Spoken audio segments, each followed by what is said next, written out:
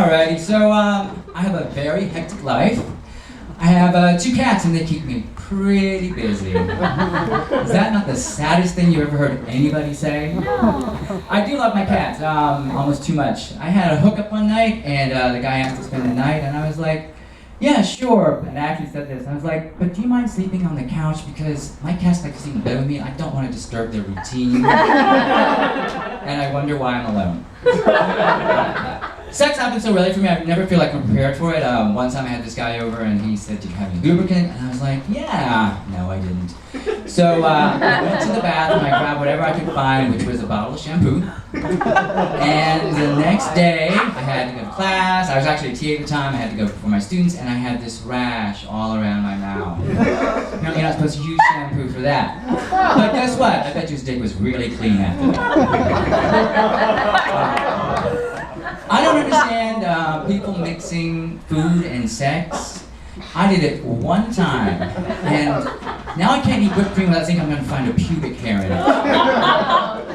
It ruined a perfectly good dessert topping for me. Don't recommend it. So I am half Vietnamese, half American. I was actually born there. I like to mess with people when they ask me where I'm from. I like to say, I'm from the South Vietnam. Can't y'all tell from my accent? Throws them off. People ask me, do I have a preference for white guys or Asian guys? And I say, no, not really. But I do notice that when I sleep with a Chinese guy, I find myself horny an hour later. Hey. I can say that because I'm half Asian and half racist. Okay. So it's hard for me to meet guys. I was roofied once, but it didn't work out. Turns out the roofie wasn't meant for me. It was an accident. I was pretty upset about that. I'm like, what, am I not roofie worthy? Roofies are probably the only drug I've never done intentionally. I remember this is years ago. I used to live in Atlanta and my friends were kind of party people. And I was at this party and my friend had some liquid morphine.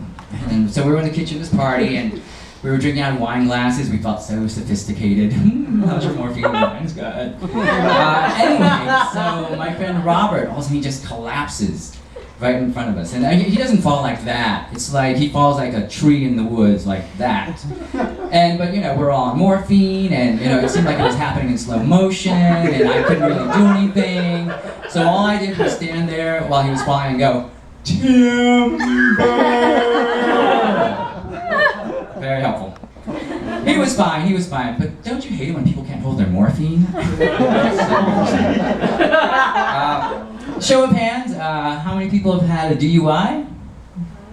Okay, well, how many people have had 2 DUIs within 24 hours?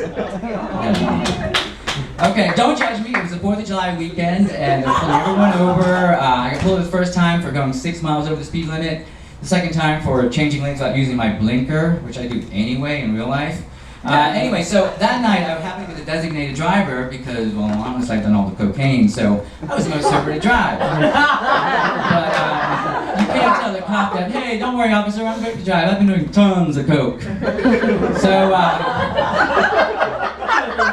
I passed all the field tests, you know, the walk the straight line, touch your nose, follow the finger. And then the cop asked me, he's like, say your alphabet. I'm like, sure. A, B, C, D, E, F, G, H, I, J, K. He's like, no, don't sing it. Say it. I'm like, no problem.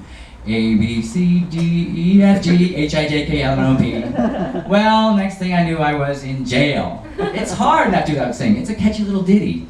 Damn my musical inclinations. Anyway, so I had, when I went to jail, I had all these romantic notions of like, wow, I'll meet a really cute guy, maybe I meet my boyfriend there, and that would be the best how did you guys meet story ever. Oh, you guys met on the internet? I met him in jail. Top that one. So I got bailed out. And the next night, my friends and I decided to celebrate getting out of jail, so my friend made me this jail shirt, actually with stripes, it said jail on the back of it. Then I got pulled over the next night again, and that's where changing lanes, I used my blinker. And so I'm being booked in jail, and this is in Atlanta.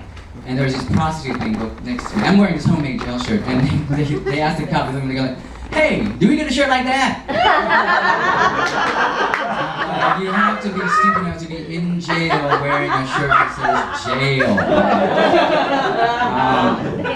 I remember I was being fingerprinted again. I still hadn't washed up the ink from the night before. The guy was like, "You still here?" I'm like, "No, I'm back again." So, well, after that, I had to go. Oh, this didn't happen much. I had my friend Christy, actually. I was in the car with her, and she was pulled over. She'd heard that if you put a penny in your mouth, that it'll throw out the breathalyzer test.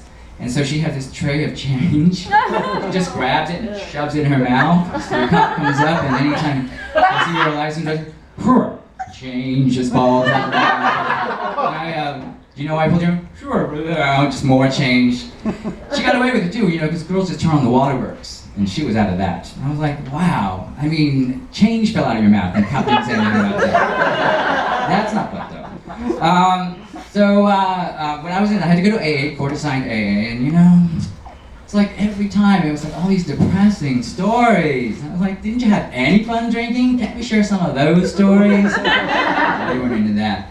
I mean, I did have my messed up times. One time I was in this bar in Atlanta called Backstreets, and it's pretty messed up, and I downed my drink, and all of a sudden I pulled out a couple cigarette butts out of my mouth. And I was like to the bartender, like, "Who's been putting cigarettes out in my drinks?" He's like, "You have. I've been telling you to stop. You won't stop." I'm like, so the next thing I know, I have two of my friends, and they're carrying me out of the bar, and one is over here. I got my arm over him, and one on this side, and they're taking me out of the bar, and I'm practically, I'm off the ground. They're dragging me through, and I was told I did this. So I'm going through the bar, leaving, looking at people around, going, "I'm flying! I'm flying!" And the last thing I heard before I blacked out, which is what you never want to hear anyone say about you, I heard this woman go, "Oh my God, somebody help him!"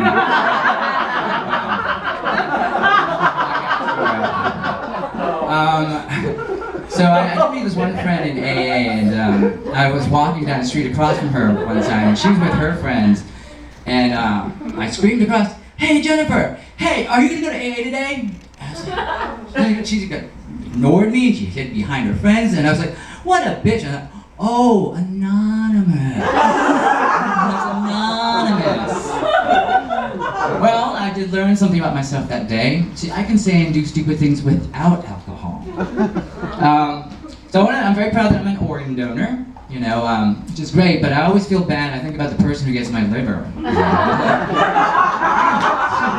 I just got this thing, it only lasted a week. I needed a transplant. I want to say that I don't really drink anymore.